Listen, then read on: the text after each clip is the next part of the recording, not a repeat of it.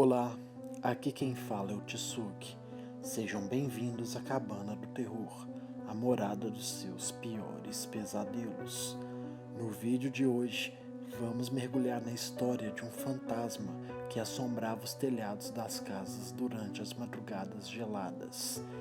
Trata-se da lenda do fantasma da Moron, quando um vulto preto aparecia misteriosamente no alto das casas e caminhava de telhado em telhado até sumir no meio da escuridão. Mas antes de começar o vídeo, peço a todos que deixem o like para ajudar no reconhecimento e também na divulgação do canal. E caso desejem receber ou acompanhar mais vídeos como esse, não deixem de se inscrever e ativar o sininho. O fantasma da Moron é uma aparição que assombrava casas na Rua Moron, município de Rio Grande, Rio Grande do Sul, na década de 1950. Conta a lenda que em madrugadas de frio rigoroso, essa entidade surgia e vagava sobre o telhado das casas dessa rua, causando grande pavor e medo entre os moradores. Tudo começou em uma madrugada gelada que assolava a cidade de Rio Grande.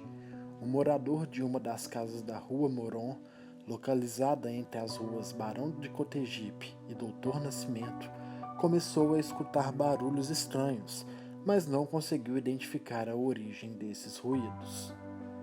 Pouco tempo depois, ele passou a ouvir pedras caindo sobre o telhado.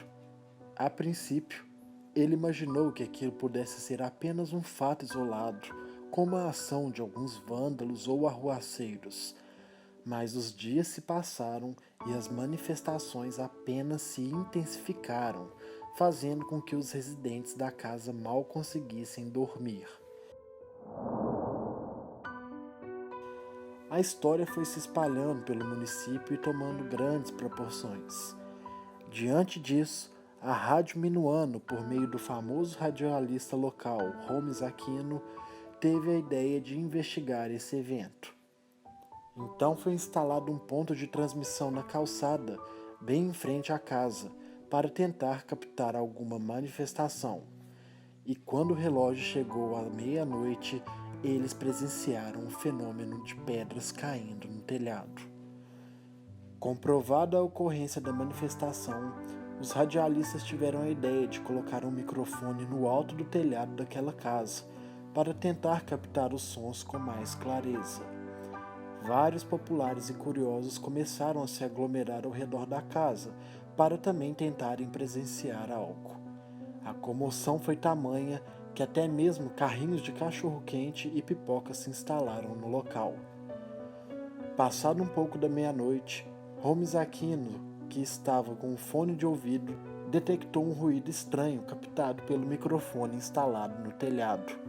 Ninguém conseguiu enxergar nada naquela escuridão, mas a certeza de que aquilo era um fantasma tomou conta da população.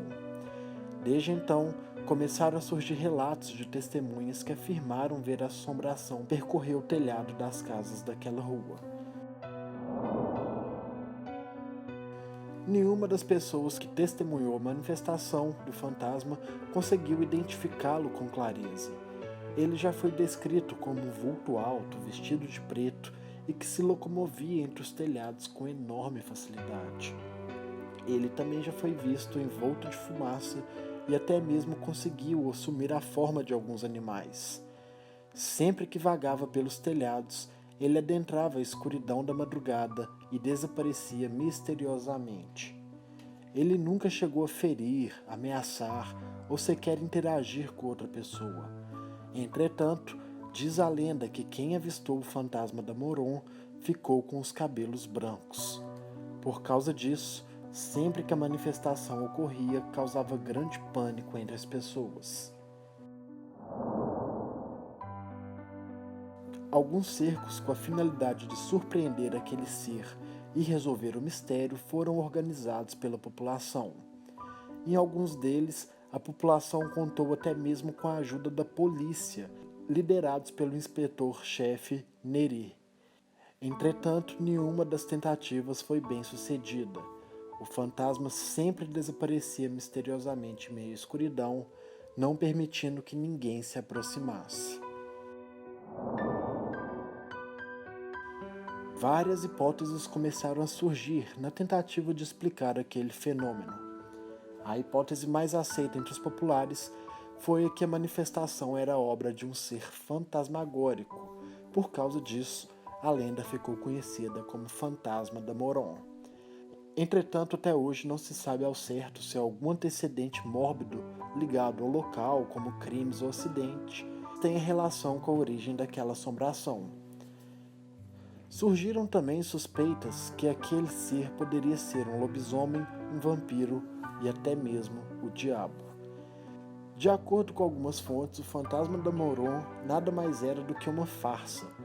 Um morador da rua Moron foi o responsável por armar aquela manifestação. Ele amarrava uma corda entre o telhado da sua casa e o da casa à frente. Anexada a essa corda por meio de roldana, havia um boneco de madeira coberto por um lençol.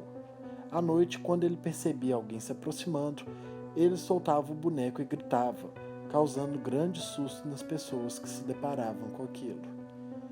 Outros moradores locais afirmaram que aquele ser nada mais era do que um homem querendo agir sorrateiramente. Ele caminhava pelos telhados para tentar manter o sigilo e não ser notado, já que sua intenção era visitar uma mulher casada que morava próximo dali. Mas e o ruído ouvido pelo radialista Holmes Aquino? O que poderia ser? Holmes afirmou que no dia seguinte ao acontecimento, ele retornou para recolher alguns materiais que ainda estavam no local. Foi então que ele percebeu que o microfone que ele havia fixado no telhado não estava lá. Ele havia se desprendido e caído. Essa queda pode ter originado o estranho ruído que ele ouviu e que foi interpretado erroneamente como um barulho fantasmagórico. Mas resolvido o mistério, outra pergunta surge. O que poderia ter derrubado aquele equipamento? Seria o vento? Seria um gato? Ou seria obra de um ser sobrenatural? Independente do que realmente fosse aquela manifestação, beatas, padres, pastores e umbandistas tentaram fazer com que ela cessasse, utilizando os rituais cada um de suas crenças. Mas de nada serviram essas tentativas, e o fantasma continuou sendo visto por algumas testemunhas. Tempos depois, a manifestação simplesmente parou de ocorrer.